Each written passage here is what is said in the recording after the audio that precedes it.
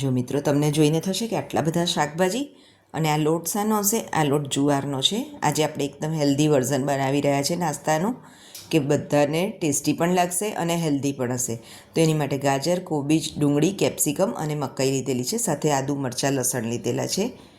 હવે કટલેટમાં બટાકાનો ઉપયોગ ના થાય એની માટે આપણે એક નવું વર્ઝન લઈને આવ્યા છે. એની માટે મેં અહીંયા આગળ પૌવા લીધા છે.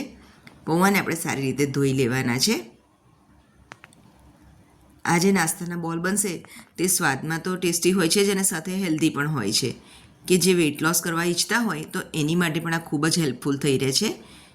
તો આપણે આ રીતે પૌવાને જો સરસ ધોઈ લેવાના છે ને એનું વધારાનું પાણી ડ્રેઇન કરી લેવાનું છે. અને પૌવાને જો તમે જોઈ શકો છો સરસ પલળી ગયા છે. એને ઢાંકીને લગભગ 5-10 મિનિટ રવા દઈશું, ત્યાં સુધી આપણે બીજી પ્રિપરેશન કરી લઈએ. અહીંયા મેં આદુ, મરચાં, લસણને પણ બારીક ક્રશ કરી લીધેલા છે. હવે જો આપણા પૌવા તૈયાર છે તો સૌથી પહેલાં આપણે એક મોટા તાંસરામાં આ રીતે પૌવા એડ કરી લઈશું. જો તમે જોઈ શકો છો ને, ફૂલીને એકદમ ખીલીને સરસ તૈયાર થઈ ગયા છે આપણા પૌવા. હવે જે મેં ફાઇનલી ચોપ કરેલા વેજીટેબલ્સ હતા એ બધા એડ કરી લઈએ છીએ. વેજીટેબલ્સ તમે તમારી મરજી પ્રમાણે નાખી શકો છો, જે પણ ભાવતા હોય તે, અને ક્વોન્ટિટી પણ તમારા પ્રમાણે વધારે ઓછી કરી શકો છો. જે વેજીટેબલ્સ ભાવતા હોય એ વધારે લઈને. ગાજરને પણ જો તમે જોઈ શકો છો મેં એકદમ ઝીણું ક્રશ કરેલું છે, ચોપ કરેલું છે. કોબીજ પણ એવી જ રીતે ચોપ કરેલી છે. એટલે આમ જોવા જઈએ તો મોસ્ટ ઓફ બધા વેજીટેબલ્સ જ છે. અને આદુ, મરચાં, લસણને મેં ચોપ કરેલા હતા એ પણ એડ કરી લઈએ છીએ. અહીંયા પણ હું ફુદીનાના પાન એડ કરી રહી છું. ફુદીનાના પાનના લીધે ટેસ્ટ એનો બહુ જ સરસ આવે છે. મારી પાસે લીલો ફુદીનો નથી, તમારી પાસે જો લીલો હોય તો તમે એ પણ એડ કરી શકો, અને આ રીતે ડ્રાય કરેલો હોય, સ્ટોર કરેલો, તો એ પણ એડ કરી શકાય. મીઠું એડ કરીશું આપણે સ્વાદ પ્રમાણેનું. હળદર પાવડર એડ કરીશું. અને હવે આ બધું હલાવીને પ્રોપર મિક્સ કરી લઈએ. આમાં બાઇન્ડિંગ પૌવાના લીધે બહુ જ સરસ આવી જશે. બટાકા નહીં નાખો તો પણ કોઈને ખ્યાલ નહીં આવે કે અમે તમે બટાકા એડ નથી કરેલા. હવે આ જો મેં જુવારનો લોટ લીધેલો છે. અહીંયા મેં 2 વાટકી લીધો છે. સૌથી પહેલાં હું અહીંયા એક જ વાટકી એડ કરું છું લોટ. જો જરૂર લાગશે તો જ પછી બીજો લોટ એડ કરીશ, નહીં તો પછી જો પ્રોપર એનું પહેલાં ડો જેવું પ્રિપેર થઈ જશે તો પછી નહીં એડ કરીએ આપણે અહીંયા આગળ એમાં બીજો લોટ. હવે આને હાથથી પ્રોપર મસળી અને મિક્સ કરી અને આપણે જે ભાખરી કે પરાઠા કરતા હોય એવા લોટ જેવું જો આ રીતે ટેક્સચર આપી દેવાનું છે, તમે જોઈ શકો છો. હવે આપણો આ લોટ બંધાઈને પ્રિપેર છે તો એના નાના નાના આપણે બોલ્સ વાળી લેવાના છે. આ રીતે એના સરસ એકદમ શેપ આપી અને બોલ વાળી લેવાના છે. આ વેજીટેબલ બોલ તમને ખૂબ જ ભાવશે. તમે પણ તમારા ઘરે ચોક્કસથી ટ્રાય કરજો. જો મિત્રો આપણા બધા બોલ્સ વાળીને રેડી છે. હવે અહીંયા આગળ આપણે કોર્નફ્લોરની સ્લરી બનાવી લઈશું. એની માટે અહીંયા આગળ આપણે 2 ચમચી કોર્નફ્લોર લઈશું અને એકદમ પાતળું લેયર થાય એવી પાતળી જ સ્લરી બનાવવાની છે આપણે, પાણી એડ કરીને. તો મિત્રો મારી રેસીપી તમને કેવી લાગે છે તે મને ચોક્કસથી જણાવજો.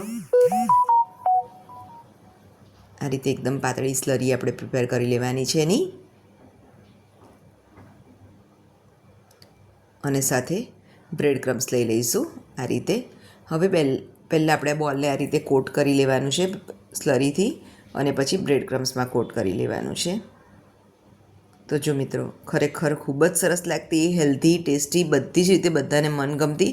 અને તમે જો આ બોલ્સ વાળી અને પ્રિપેર કરીને આગલે દિવસે ફ્રીઝમાં મૂકી દો તો સવારે બ્રેકફાસ્ટમાં પણ બધાને આપી શકો, સ્કૂલના લંચ બોક્સમાં પણ આપી શકો, અને સાથે સાથે ગરમ ગરમ નાસ્તો મળી જાય અત્યારે આવા વાતાવરણમાં તો બધાને ખૂબ જ મજા પડી જાય એવી આ રેસીપી છે. આ રીતે આપણે બધા જ બોલ્સ પ્રિપેર કરી લઈશું. તમે આવા કોટ કરેલા બોલને એરટાઇટ કન્ટેનરમાં ફ્રીઝમાં પણ 1-2 દિવસ માટે સ્ટોર કરી શકો છો. આપણા બોલ્સ વાળીને રેડી છે. હવે અહીંયા આગળ હું અપ્પમ પાત્ર લઈ રહી છું. એમાં આ રીતે આપણે બધા બોલ્સ ગોઠવી લેવાના છે. હું અહીંયા આગળ એને શેલો ફ્રાય જેવું કરી રહી છું. જો તમે ના ઈચ્છો તો તમે એને સ્ટીમ પણ કરી શકો છો. સ્ટીમ કરતાં પણ સ્વાદ એટલો જ સરસ લાગે છે મિત્રો. તો તમે જો ટોટલી હેલ્ધી વર્ઝન ઈચ્છતા હોય તો આને સ્ટીમ કરીને પણ લઈ શકાય છે. હવે આની ઉપર આપણે 1 ચમચી તેલના ડ્રોપ એડ કરીશું. આ રીતે તમે જોઈ શકો છો ને, થોડું થોડું તેલ એડ કરીશું, કે જેથી કરીને થોડા થોડા શેકાઈ જાય સરસ તેલમાં અને એનો કલર બહુ જ સરસ ગોલ્ડન આવી જાય એટલા માટે. હવે એને આપણે ઢાંકી અને થવા દઈશું.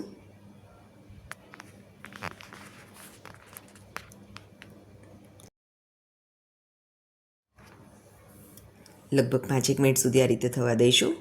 ત્યારબાદ એને ખોલીને ચેક કરી લઈશું અને એને થોડા થોડા પલટાવી લઈશું. આ બોલ તમે કેચઅપ સાથે કે ગ્રીન ચટણી સાથે અથવા તો કોઈ પણ ડીપ સાથે ખાઓ તો ખરેખર બહુ જ મજા આવતી હોય છે. અને એક સવારના ટિફિનની રેસિપીમાં પણ આ બહુ સરસ લાગે છે. અને ઘણી વખતે જો તમે રાત્રે ડિનરમાં ઈચ્છો તો પણ બહુ જ સરસ લાગતું હોય છે. અને કોઈ પણ જાતના ગિલ્ટ ફ્રી તમે થઈને ખાઈ શકો એવી હેલ્ધી રેસિપી છે કે જેમાં તમને મનમાં જરા પણ ગિલ્ટ ના આવે કે મેં કંઈક બહુ આડું અવળું ખાઈ લીધું છે, એવી રેસિપી છે. તો જો તમે જોઈ શકો છો આપણા બોલ્સ બંને બાજુ શેકાઈને રેડી છે એકદમ. કેટલા સરસ ગોલ્ડન કલરના લાગી રહ્યા છે ને. અને બટાકાના કે કોઈ પણ જાતના ઉપયોગ વગર એકદમ હેલ્ધી આપણા બોલ્સ રેડી છે મિત્રો. તો તમે પણ તમારા ઘરે ચોક્કસથી આ રેસીપી ટ્રાય કરજો. મારી ચેનલને લાઇક, શેર, સબસ્ક્રાઈબ કરવાનું ના ભૂલશો, તો જેથી કરીને મને પણ પ્રોત્સાહન મળતું રહે કે હું તમારી સાથે આવા અવનવા વિડીયો શેર કરતી રહું. તો મિત્રો ચાલો ખાવા માટે હેલ્ધી બોલ્સ.